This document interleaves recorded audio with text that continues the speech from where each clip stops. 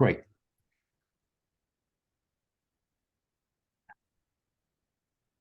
We've been talking about carrying water into and outside the public domain. So essentially into and outside a courtyard.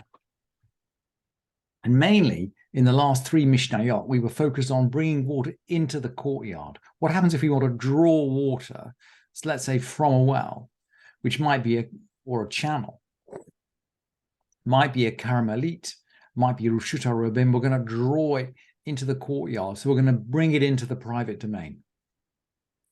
And we could create various kinds of barriers to make that possible.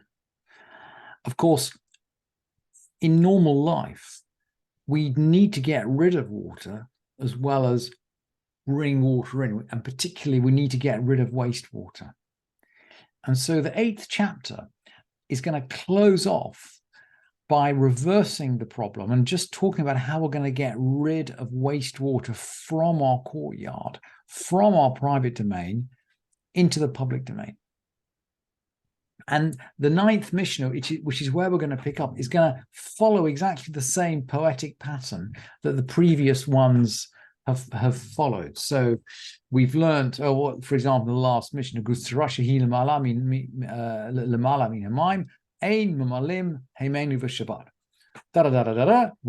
fill from it on Shabbat.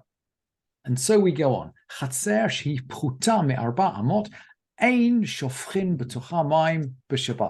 courtyard which is less than 4 by 4 cubits, we don't pour water into it on Shabbat.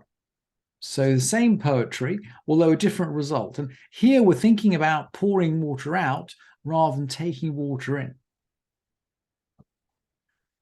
And the rabbis had an idea that essentially the quantity of wastewater that a normal person might accumulate on Shabbat would more or less cover the ground of 4 by 4 amot. So there seems to be some kind of equation between the amount of water that the ground could soak up in a 4 by 4 square. So 4 by 4 amot are 2 by 2 yards. So 2 yards by 2 yards, that's about 6 feet by 6 feet. Yeah, about 6 foot square. 6 foot square courtyard. Just about large enough, actually, let's say, for 4 houses to give onto it, one on each side. So 6 foot by 6 foot square. The rabbis seem to have an idea that if we poured a day's worth of water on that square, it would just soak in. In other words, it wouldn't flow out. It wouldn't flow out into the public domain. So we're okay.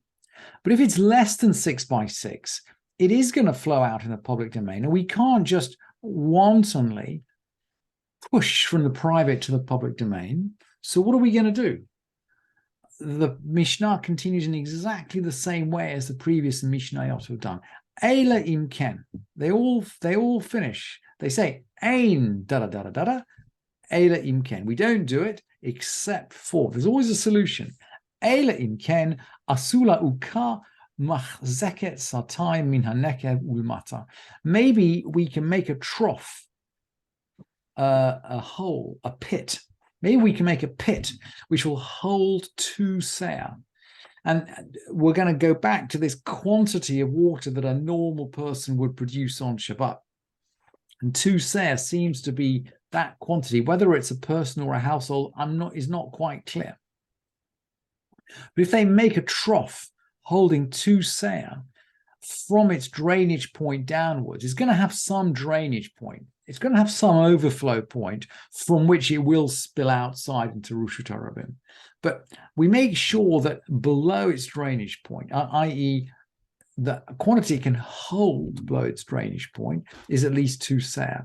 And by the way, and I put this on the source sheet for you, that's about 6 gallons, actually. So we're going to dig a 6-gallon trough.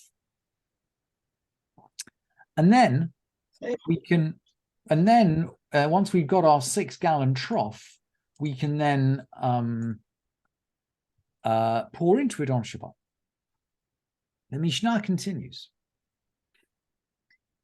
Bain mibachutz, bain mibifnim. We can actually build this trough outside the courtyard or in the courtyard. Doesn't seem to make any difference. Even though it's outside the courtyard, if it's right next to the door, it seems to be still contained within the private domain. We need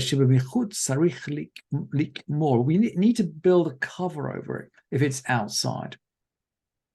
So that retains its status as a private domain. And if it's inside, it's not necessary to cover. So the cover seems to be some sort of, I don't want to say halachic fiction, but halachic device to allow us to consider this trough, which is outside the courtyard, to be, from a halachic point of view, inside the courtyard, to the extent that we can pour wastewater into it. And we can imagine if we're generating wastewater on Shabbat, we might very much want to get it outside the courtyard. So we need to get rid of our wastewater, right? So you can understand why the rabbis are going to work hard to find a way to allow us to do this. Now, Rabbi Eliezer ben Yaakov says,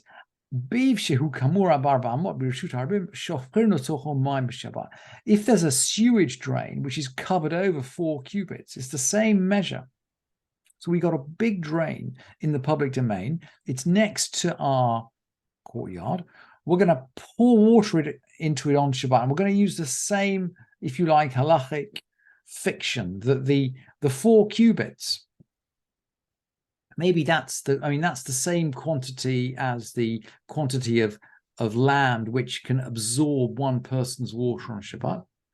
We've covered it over by 4 cubits. We can pour water into it on Shabbat. And from the point of view of the physical reality, the water is going to flow away in the sewer. Absolutely, it's going to flow away in the sewer. But from the point of view of the halachic reality, enough of it is covered over that we can say, look, I can pour a day's worth of water inside those 4 amot square and it won't run away, i.e., it may practically run away, but it has the capacity not to. Maybe that's the way to think about it. And the sages say, and the Mishnah gets difficult to interpret here, actually. Even where a roof or courtyard was 100 cubits. 100 cubits. The translation here is in area, but I just updated it on the latest version of the source sheet to long. If it's 100 cubits away from the edge of the courtyard, even if this was a vast space, lo yishpoch al pi hapiv, you shouldn't pour into the mouth of the drain. You shouldn't pour on it directly. But again, the rabbis are going to try to help us out here. Lo yishpoch al pi hapiv, aval, but shofech. Well, the Kaufman manuscript says shofech al hagag. He pours it onto the roof, and then the water flows into the drain. Vehamayim yordin labiv. So we're not going to pour directly into a drain, but we're going to pour onto a roof, and we're going to allow the water to kind of flow off the roof and pour onto the drain. And then the Mishnah concludes, when we're measuring up the 4 cubit square, the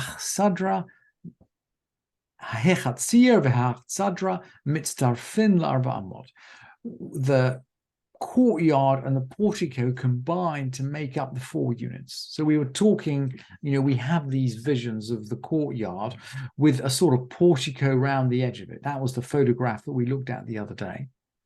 And the portico around it and the courtyard combine to make up the 4 amot square. So again, the rabbis are bending over backwards to help us to get to that critical mass, a critical area, such that we can actually pour out into it on Shabbat.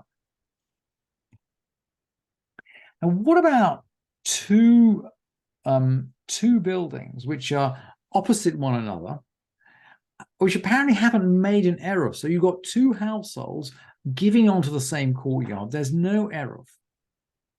And interesting, these are two-storied buildings. The Hebrew is diotaot, v'chein shtei diotaot. And you can see the word duo, by the way, the Greek word duo, in that Hebrew word diotayot. They're duo or dual-storied buildings, buildings with two stories. V'chein shtei diyotadot zo keneged zo. So too in the case of these two-storied buildings, one opposite the other. Miktsatan asuka or miktsatan lo asuka. Some of them actually made a trough, and some of them didn't make a trough, and we don't have an error. Et she'asa uka mutarin. Those that made a trough are permitted. Ve'et shelo asu uka asurin. And the commentators explain here that the sages don't seem to have a problem in principle with both tenants pouring into one trough, but they were anxious about, if you like, carrying buckets across the courtyard. And the residents, perhaps, if they got used to carrying buckets across the courtyard without an eruv, perhaps thinking that they could carry generally in the courtyard without an eruv. And of course, as we've seen very, very often in the Masechet of Shabbat, the rabbis are very careful to make a fence around the Torah so that people shouldn't forget the halakha of the eruv. We talk, on more than one occasion in this Masechet about how important it is not to forget the halakha of the eruv. And this requirement for two sets of tenants to dig two troughs seems to be an example of that type of care.